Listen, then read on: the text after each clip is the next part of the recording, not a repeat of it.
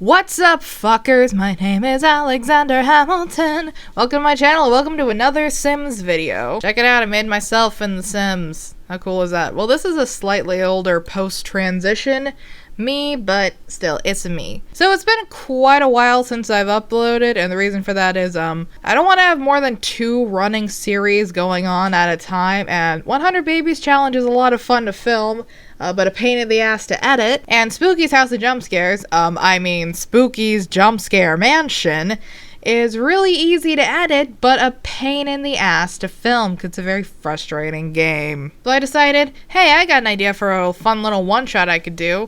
I'm gonna recreate my old house in The Sims, the house that I lived in before I moved to my current apartment, and then renovate it. And as you can probably tell by this side of the screen, that has already been done. The house is already built, and I filmed that.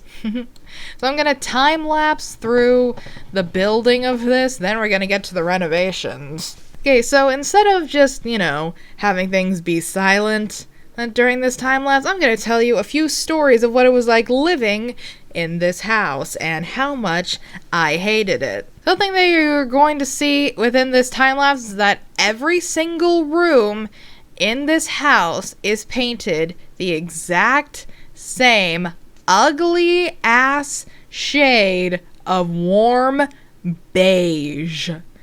And it was hideous. I hated looking at it. It was the ugliest color ever. And it was such crappy paint. It was the lowest quality paint ever. You know how sometimes when you round a corner you put your hand on the wall? Well, yeah, there were certain corners in this house where I did that every single time I went there, and eventually there developed a grease stain in the paint just from me repeatedly touching the same spot. I mean, I know I have really, really oily hands, but still.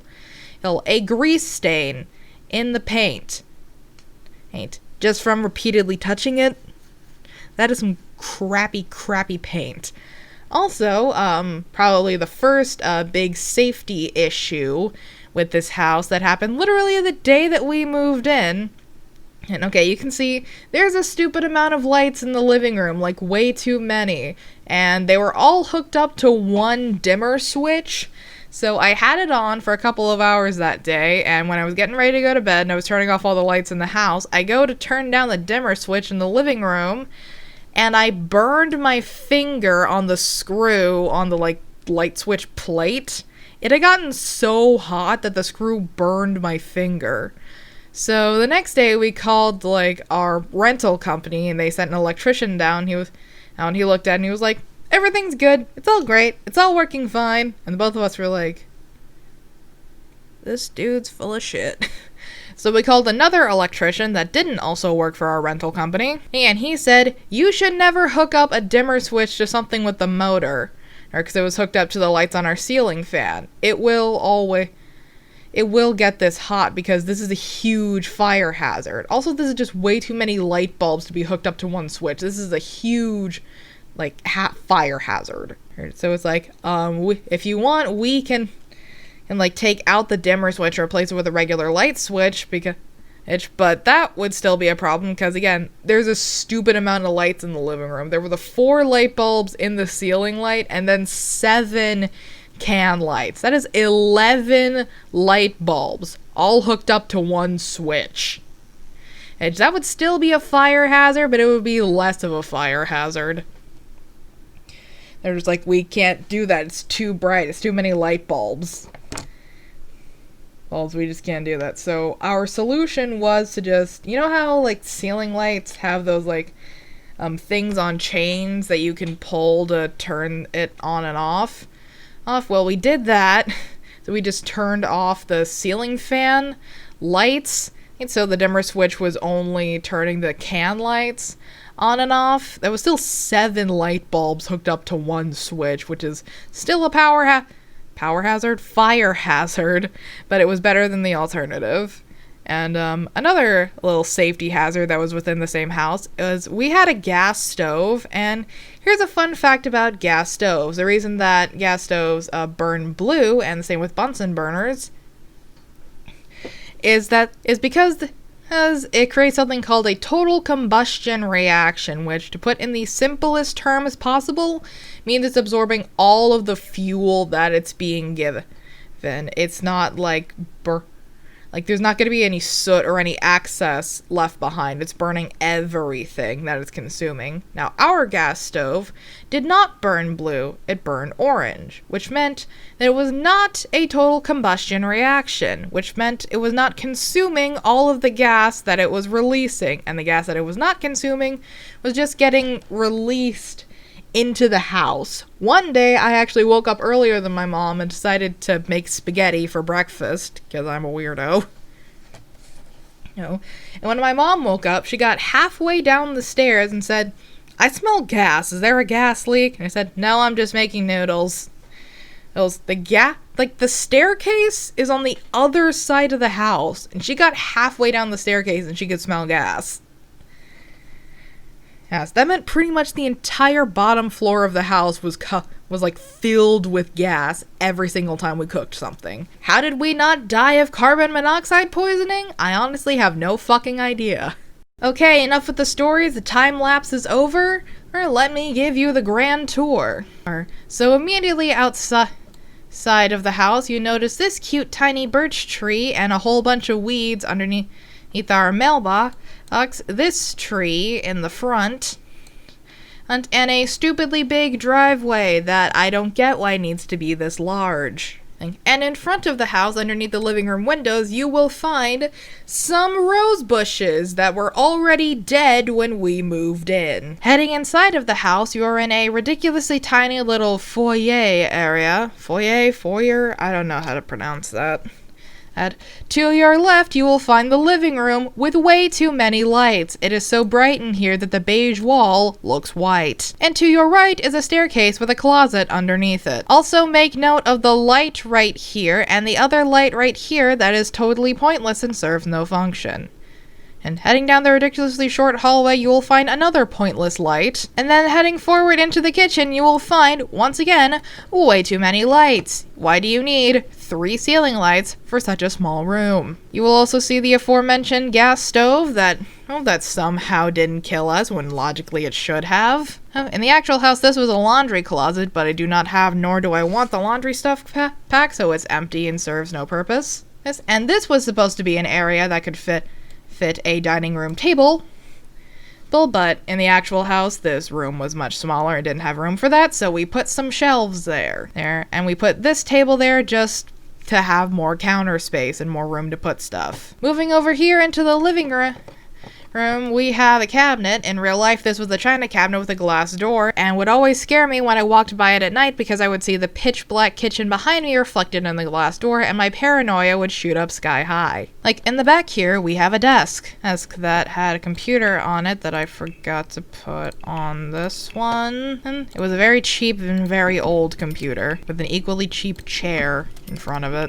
And over here we have the dining room table that had to be shoved off to the side because if we put it in the middle, there would be barely any room to walk around any of these. So we just shoved it up against the side and put the 4th chair from the set against the wall over here, which was frequently slept on by the cat. Moving into the living room, you will find an ugly beige carpet that almost perfectly matches the ugly beige walls. And a very odd furniture setup that we had to do because of the odd placement of the room. And over here, you have an absolutely massive unfinished garage. But this garage in the game is actually more finished than our real garage was because there were gaps where there were no drywall or insulation and a butt ton of exposed wires, and I have literally no idea how they never started a fire. Heading upstairs, you will find a ridiculously large hallway area. And at the top of this is a light that would always burn out. And even when we put in light bulbs that said they would last for over a year, they consistently burned out after less than a month. And here we have 2 ridiculously small bedrooms. They're much larger in the game than they were in real life, but there was a bit of a scaling issue. I promise in real life, these were absolutely teeny tiny. And a ridiculously huge master bedroom with way too much open space.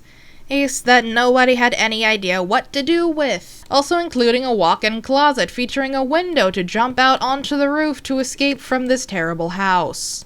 And probably the best room in the house, the bathroom, which was actually surprisingly put together and fancy looking for this absolute dumpster fire of a building. Heading back downstairs and out the back door, you will find way too many trees in such a small space. They blocked out all of the sunlight and literally nothing was able to grow, not even grass. We planted grass seeds, we covered them in hay like we were supposed to, we bought a fancy sprinkler thing that turned our entire backyard into a mud puddle. It never grew because there were just way too many trees out here and it got zero sunlight. Also a small shed.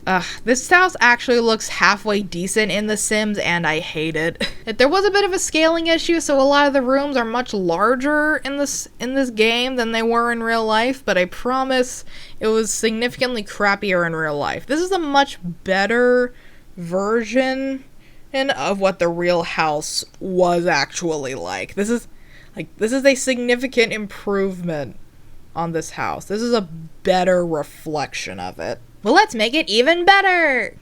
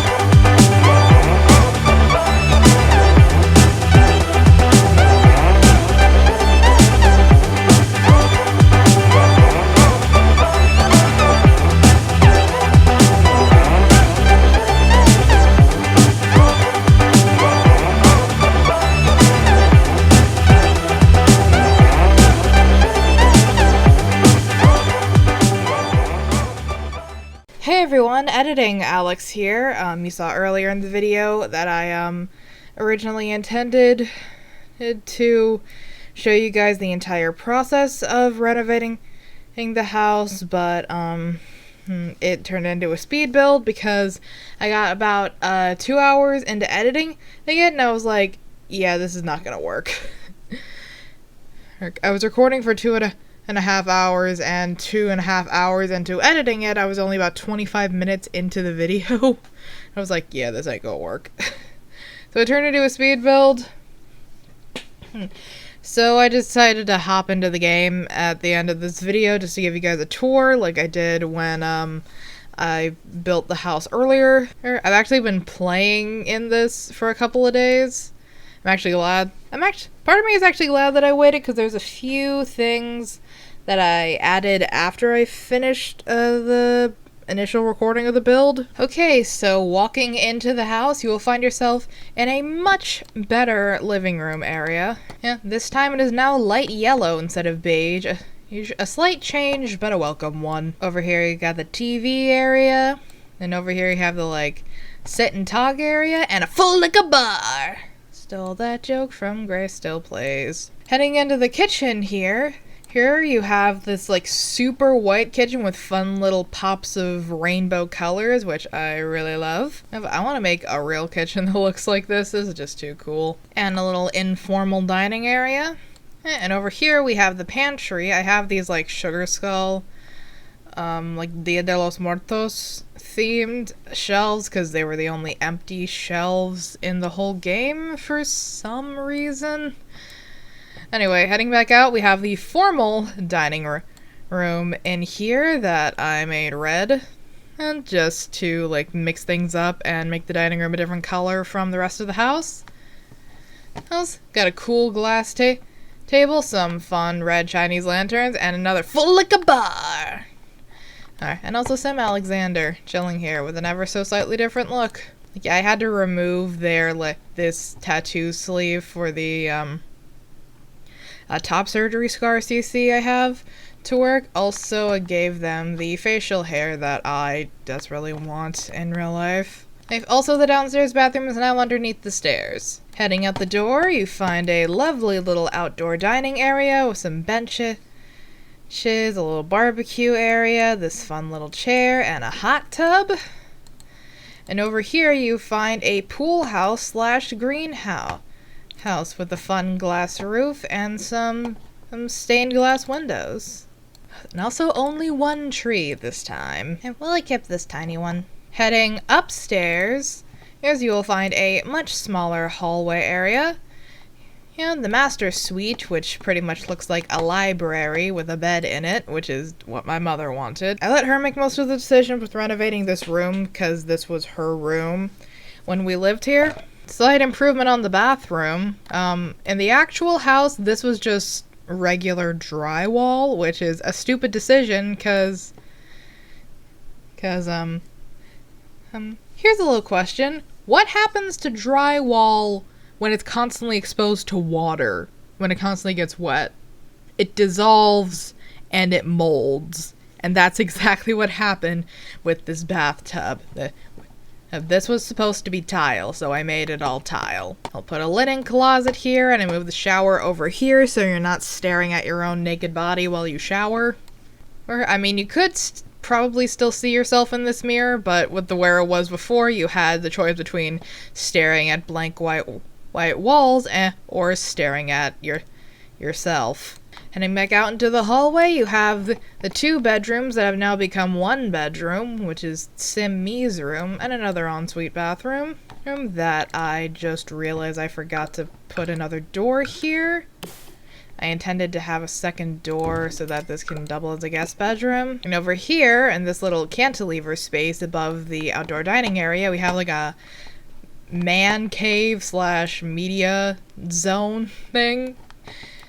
It's like a movie hangout space with another full liquor bar. Got a freaking giant TV, some couches, and a foosball table. Well, and also a carpet that looks like lava because I just decided to fully commit to the man cave theme. So yeah, that's the house, and I just realized there should probably be a window there. or 2. Alright, that is the house. I hope you guys enjoyed this video. Have a fantastic day. Be gay, do crime. I love you. Bye!